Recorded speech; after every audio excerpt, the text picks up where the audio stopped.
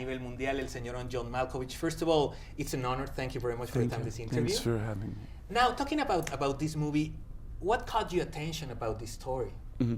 Well, several things, I would say. The first being our production company in America, Mr. Mudd, has a ongoing relationship with Diego and Pablo, both of whom are people we're very fond of and very much enjoy working with. And we enjoy working here in Mexico as well.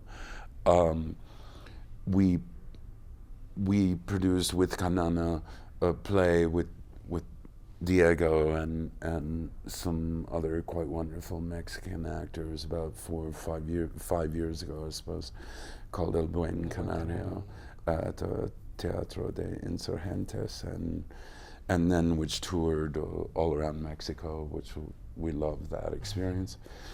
Then we were executive producers on Diego's first fiction film, Abel, and then Diego produced an opera I was doing out of Europe, out of Vienna, here in Mexico City, Diego and his associate Berenice, and then Chavez.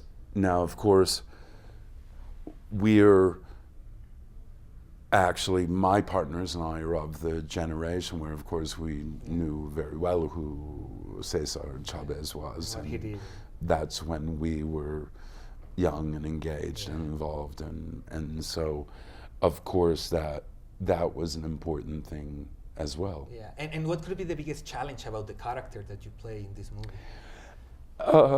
Well, the biggest challenge was probably doing a lot of it in Spanish. Not because that's so difficult per se, but because the lines change often in a movie. And that's very difficult when you're speaking in another language that's not your own. It's not like a conversation. Yeah, of course. It's something else. Yeah, And improvisation is harder when you start talking in another language. Sure. Isn't it? Yeah, but it's easier to the extent you can always start over, you can always try again, you can always be corrected. My French is perfectly fine, and I learned French on the streets when I was 30 something years old, 38, 36 years old. But that's not the same as working, acting in that language. So that was a little bit difficult, but nothing extreme either. It's just work. Cool. Now, you've always been really close to Mexican culture. Like you say, you've been work here, not just in movies, but in theater. What is the thing that you admire most about Mexican culture?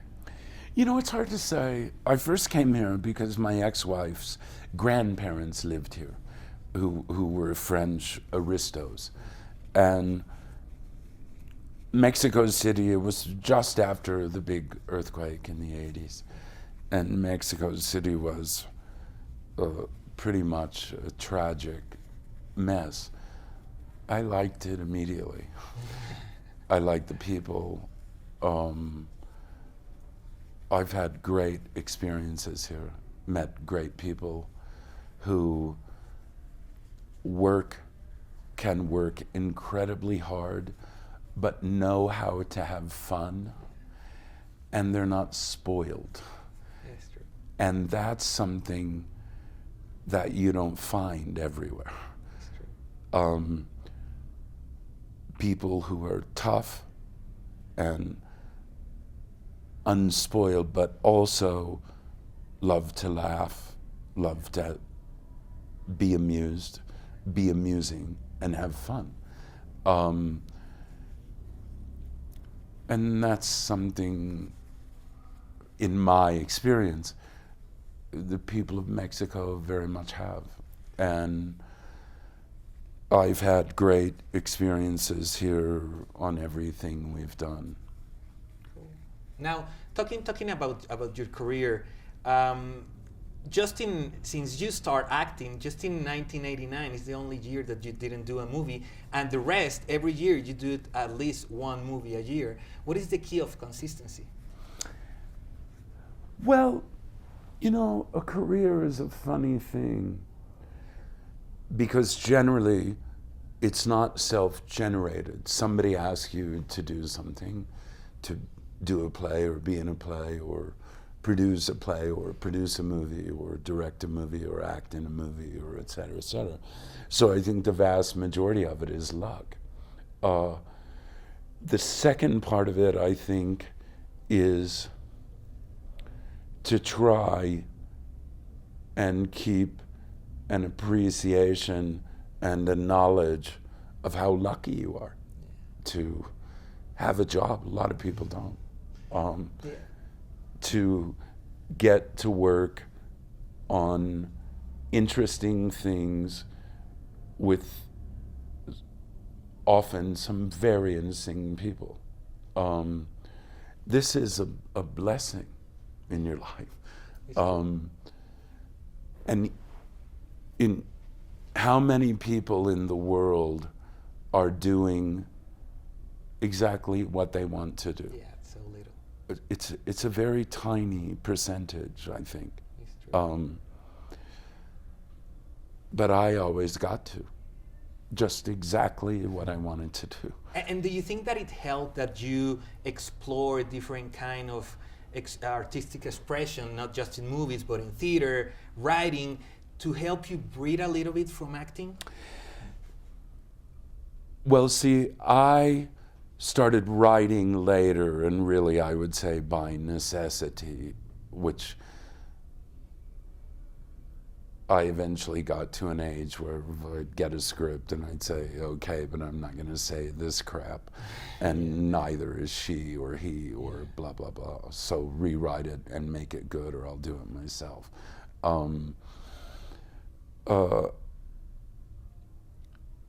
I think I started directing and just about pretty much costuming at the same time I started acting. And I could probably have just been an actor. Acting has never bored me, but other things interest me at least as much. I do a fashion line. I work as hard on that as I work on anything. I do all the drawings, I choose all the fabric and all the accessories and do all the details and design fabric and blah, blah, blah, and supervise and blah, blah, blah. But it's just work, like acting is work, directing is work. I've always had a very broad field of interests ever since I was a tiny child, and acting is only one of those, and only will ever be one of them. It won't ever, I think, be the only one. Cool, it's totally true. Now talking about your movies, I mean, you have done any kind of different professions in the character that you play. Is there any specific profession that you would like to get into it in order to do a movie? Like, I would like to be a doctor or a magician or something like that? I probably have played a doctor. Oh, and yeah, okay, so I've played a magician also. It's hard in your case to find any profession. I don't think there's anything just about anything I haven't done in that sense. But yes, sometimes the character has an interesting occupation or obsession that also interests me and that I get to learn about. For instance, I did a movie quite a number of years ago with Willem Dafoe called Shadow, who gave a brilliant performance in a film called Shadow of a Vampire. I knew nothing about vampires and they never interested me. And it was a great movie. But in rewriting that, which I rewrote to a great deal of, I actually started to study the kind of myths. Yeah, the Nosferatu side. Yeah, the things, studied Murnau, studied his film Nosferatu, but also studied kind of vampire history and lore. And that was actually fascinating, which was something I never would have been interested in. Or maybe never had time for, or never pursued. Yeah. But yeah, occasionally there are really fun things like that. Cool. Now the last question, internet, it's a big boom, a big phenomenon. Do you think that helped movie industry or not help the movie industry? I think it's like Zhou Enlai said about the French Revolution, it's too early to tell.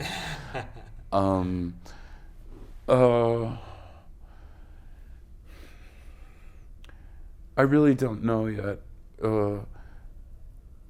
It's absolutely true that the film industry is going through great changes, pretty cataclysmic changes, some of which are wrought by the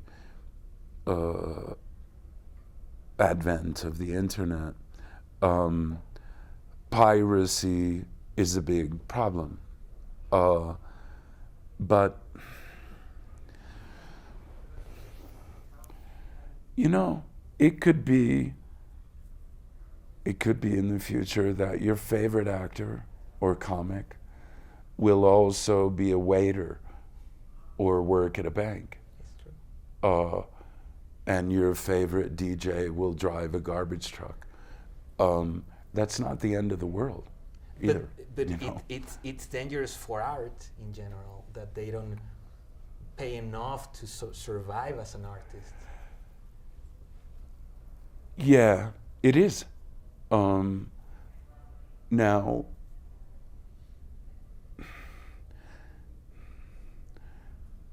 but I'm not sure record companies always paid people enough. Well, but not right now. Always also record companies are having a big crisis. Sure, of course. But if you want an artistic life, yeah, you need to. You may have one like Van Gogh, totally, yeah, or yeah. Faulkner. That after they're dead, they're getting everybody says, "Oh my goodness, Yeah, he's true. actually rather good." That's true. Well, he never sold a painting, allegedly. At least that's the legend about him. And when Faulkner wrote his masterpiece, The Sound and the Fury, Yeah. they printed, I think, only 5,000 copies, but they didn't sell very many. And after that, as an artist, yeah, it's true. You want to transcend beside which year you're living. You want to that your work be talking in like 50 years. and also you have to accept the fact that many people might hate what you do. That's just the way it is. You may not be beautiful and rich and famous. You may be disliked and disrespected and undervalued. Such is life. But this occupation, career, whatever, however one would refer to it in my case, has had so many upsides, but I'm one of the lucky ones, and a lot of people aren't really very lucky at all. Yeah, it's true. It's true. Well, thank you very much. As Pleasure. always, it's an honor to talk with you. My pleasure. Congratulations because of this movie, and your whole Thank you. career is amazing. Thank you, sir. Ya lo vieron, hermanos, grande entre los grandes, el señor John Malkovich. Continuamos con más.